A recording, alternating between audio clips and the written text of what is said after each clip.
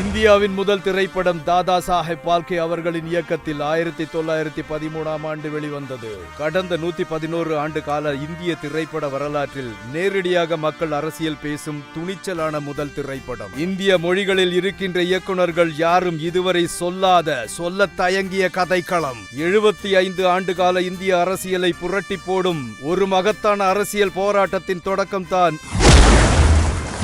அரம்சை திரைப்படம். கமர்ஷியல், உலக cinema, pan India என்று சொல்லப்படும் வியாபார உத்திகளையும் தாண்டி இந்த மண்ணுக்கு தேவையான வாழ்வியல் கல்வியை அமைதியாகவும் ஆழமாகவும் சொல்லும் அரம்சை. இந்த மண்ணின் மக்களுக்கான தேவையை சமரசம் இல்லாமல் நெஞ்சை நிமிர்த்தி சொல்லும் அரம்சை. அடுத்த தலைமுறைக்கான அரசியலை, அதன் அவசியத்தை சத்தம் போட்டு சொல்லும் அரம்சை. அரசியல் மாற்றம் ஒன்றே அனைத்திற்குமான தீர்வு என்பதை உறக்க சொல்லும் அரம்சை.